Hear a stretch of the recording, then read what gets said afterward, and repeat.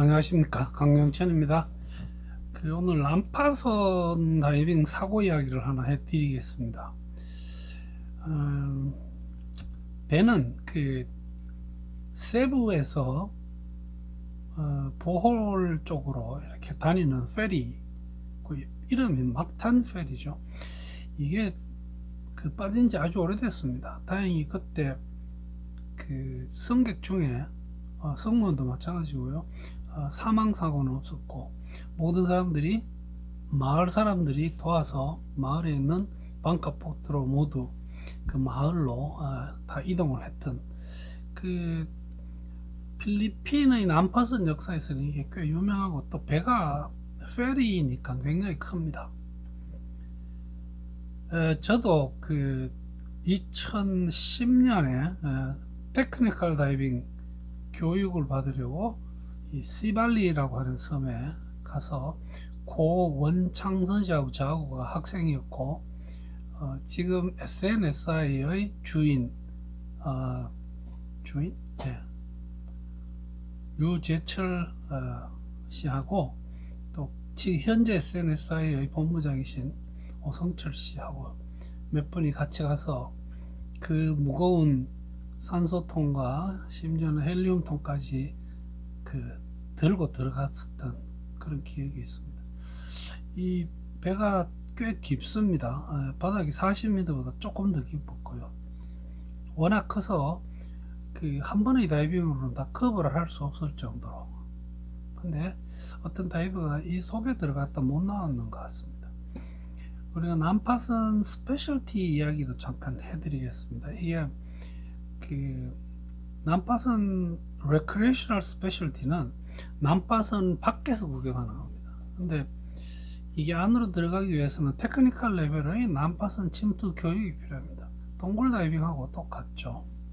그래서 그 사고 이야기를 좀 하고, 그때 우리가 얻었던 어떤 교훈 같은 걸 한 번 더 요약 겸해서 말씀을 드리겠습니다. 말씀드린 것처럼 물 밑에 있는 이 배는 거의 전원이 다 큰 손상 없이 구조된 걸로 더 유명합니다. 한 40m 수심이 빠져 있는데, 문제는 이 세부와 보홀을 왔다 갔다 하는 이 페리가 2023년에 원래 한 번 더 사고가 났습니다. 이때 어떤 다른 큰 배하고 부딪히면서 배가 옆으로 기울었습니다. 근데 다행히 사망 사고는 없고 다친 사람은 수십 명 있었고, 이 배는 또 안전하게 세부항으로 견인되어 왔습니다. 지금 이 배가 현재 침몰되어 있는 옛날 막탄 페리입니다. 그래서 지금도 민도로 같은 데 가면 이 막탄 페리까지 다이빙 하러 다니죠. 지금 아닐라오에서는 거리가 굉장히 멉니다. 근데 거기 있는 다이빙 샵에서도 하루를 꼬박 할애해서 2번 다이빙 하는 걸로 아침 일찍 출발했다가 저녁 늦게 들어오는 그런 투어도 진행하고 있더라고요. 근데 난파선 다이빙 그 자체만 놓고 보면 굉장히 다이나믹한 난파선이 맞습니다. 50세 백인 여성이고요. 이름이 캐터린이었습니다. 이 사람이 오픈워터 다이버 자격증과 레크레이션 레벨의 렉 다이버 자격증은 가지고 있었습니다. 다이빙 한 지 한 4년 정도 됐고 평소 건강했었고요. 6명의 다이버가 함께 조를 짜서 여기에 들어가서 첫 다이빙을 마치고 나왔습니다. 그리고 수면 휴식 시간에 이 다이버가 본인의 버디에게 내가 두 번째 다이빙에서는 엔진실 안에 한번 들어가 봐야 되겠다.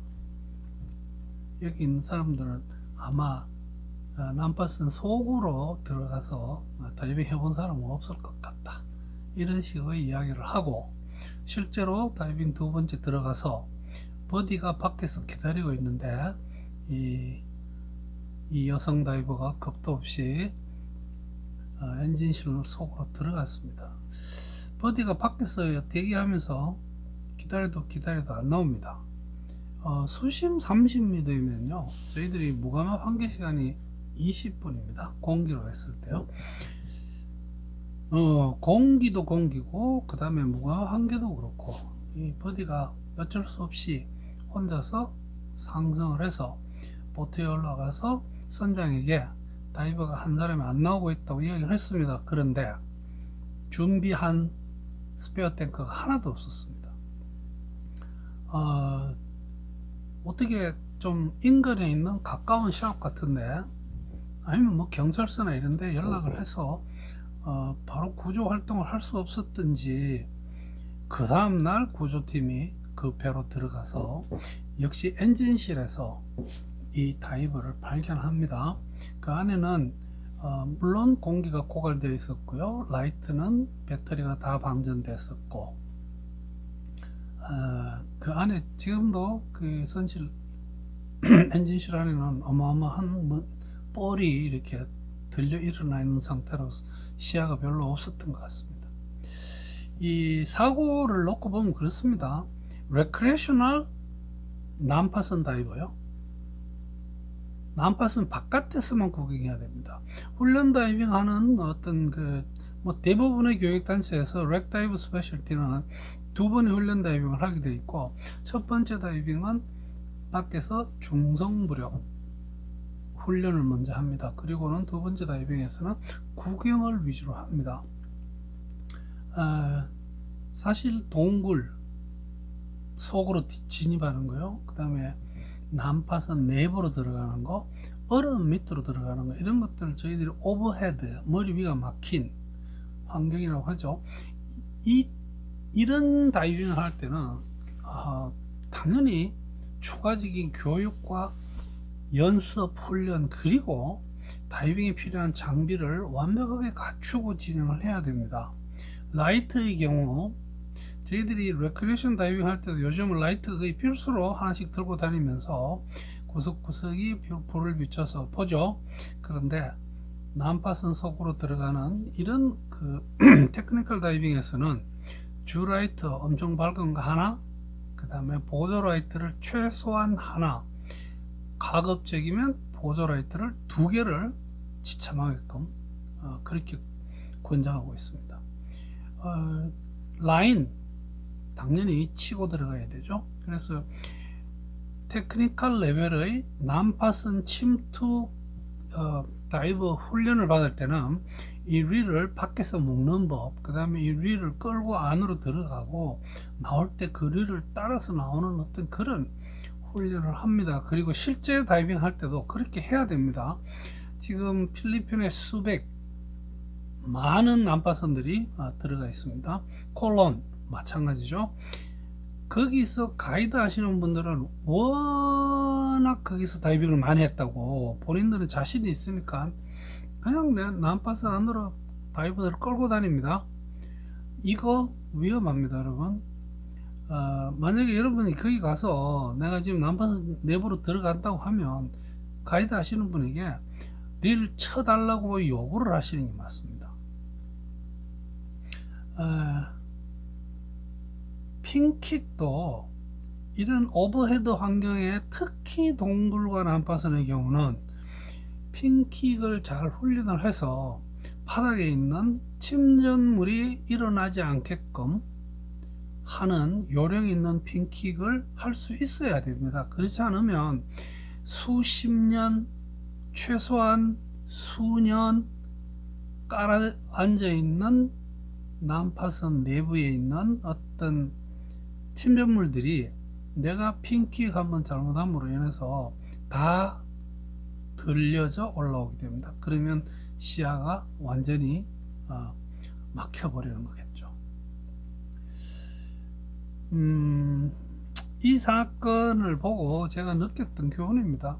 적절한 훈련과 적절한 교육, 그리고 장비 없이는 절대로 머리가 덮여 있는 오버헤드 환경에서 다이빙을 해서는 안 됩니다.